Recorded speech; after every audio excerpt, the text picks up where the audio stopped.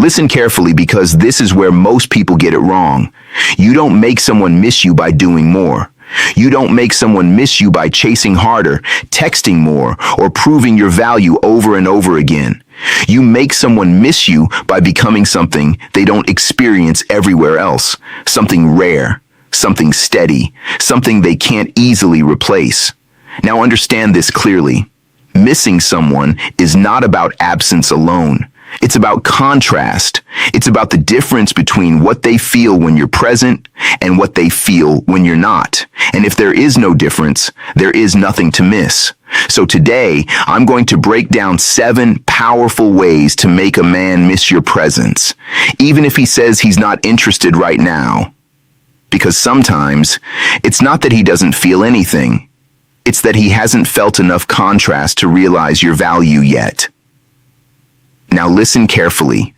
Number 1, give space instead of chasing.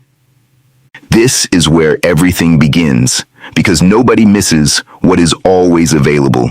If you are constantly there, replying instantly, checking in, over-explaining, filling every silence, then there is no room for absence. And without absence, there is no curiosity. Now think about this. When you stop hovering, when you stop trying to keep his attention, when you stop making yourself predictable, something shifts. Silence starts doing the work for you. He begins to wonder, where did she go? Why is she not reacting the same? What is she doing now? And that curiosity turns into attention, not forced attention, natural attention. Because the human mind is wired to notice what disappears unexpectedly. Now listen carefully. This is not about playing games. This is about removing excess. Because when you remove the extra effort, what remains is your true presence, and that presence becomes more valuable. Now, number 2, let your life show progress. This is where most people make a mistake. They think making someone miss them means disappearing completely. No, it means evolving. Because when he looks at your life, even from a distance, and sees movement, he feels something.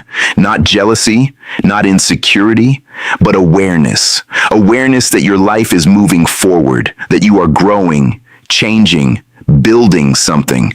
Now understand this clearly. People don't miss what stays the same. They miss what evolves without them. So you don't need to announce your progress. You don't need to prove anything. Just let your life speak. Your energy, your routine, your focus, your mindset. When all of that starts shifting upward, he notices. And when he notices that you're not waiting, that you're not stuck, that's when something changes inside him. Now listen carefully. Number 3, don't bite the attention bait. This is subtle, but powerful. Because when a man feels your attention slipping, he may try to pull it back. Through posts, through small messages, through indirect signals. And this is where most people lose control. They react, they rush in, they validate instantly, but listen carefully. The moment your attention becomes easy to pull, it loses value. So when he throws that bait out, you don't chase it. You don't ignore him out of ego either. You simply stay grounded, because attention should be earned, not triggered. Now think about this. When your reaction is not guaranteed, he starts investing more to get it. And that's where the shift happens. Now, number 4, keep your responses calm and simple. This is where emotional control shows, because when he reaches out, your response matters more than your words.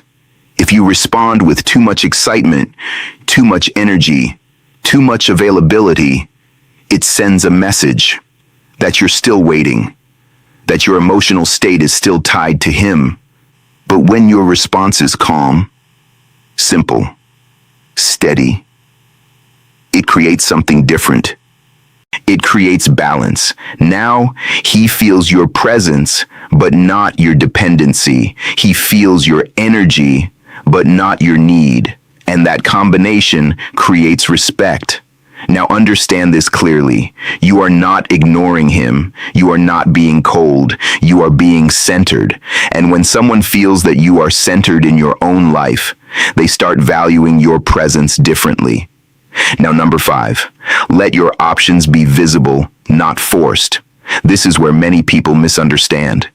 This is not about making him jealous. This is not about playing games. This is about showing that your life is full. Because when your world looks empty, it signals that all your focus is on him. But when your world is active, friends, activities, movement, conversations, it shows something powerful, that your life does not revolve around one person, and that creates space. Now listen carefully. When he sees that you are not standing still, he feels the possibility of missing out, not because you told him, but because he sees it. And what people see, they believe more than what they're told. Now, number 6, create personal association. This is deeper than most people realize, because memory is not built through big moments. It's built through small, repeated emotional triggers. Something simple, a nickname, a phrase, a way you speak, something that only you bring into his world. Because every time he hears it again, it connects back to you. Now understand this clearly. Association creates memory, and memory creates attachment. So you're not trying to impress him. You're creating moments that stick, moments that replay, moments that feel familiar in a way he doesn't get from anyone else. And that's how presence turns into something unforgettable. Now, number 7, teach him something. This is where everything becomes powerful, because when someone grows around you, they don't forget you. Now listen carefully. This is not about lecturing. This is not about trying to prove you're smarter. This is about perspective, the way you see things, the way you explain things, the way you bring clarity into situations. Because when someone learns something new from you, they attach that growth to your presence. And every time they apply it, they remember you. Now understand this clearly. People don't miss attention. They miss impact. They miss the way you made them think differently, the way you made them feel differently, the way you added something to their life.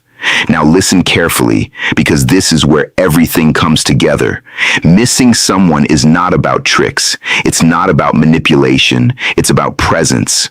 The kind of presence that creates space when it's gone. Because at the end of the day, you don't want someone to miss you out of habit. You want them to miss you out of experience. Because habits can be replaced, but experiences stay. Now here's the truth most people don't realize. If your presence doesn't change how someone feels, your absence won't change anything either. So the goal is not to disappear. The goal is to become impactful, calm, grounded, evolving, intentional. Because when your life moves with direction, when your energy feels stable, when your presence feels different, that's when people start noticing the space you leave behind. And once someone feels that space, they don't just notice it, they remember it. And that is what makes someone miss you. Not because you tried, but because you became something they don't experience often. Now listen, if this helped you see things differently, subscribe to the channel, because we break down real psychology like this every day. And once you understand these patterns, you stop chasing attention, and you start becoming the kind of presence people don't forget. Stay grounded. Stay focused. And if you want more clarity like this, subscribe to my channel, because once you see these patterns, you'll never fall for them again. And I'll see you in the next one.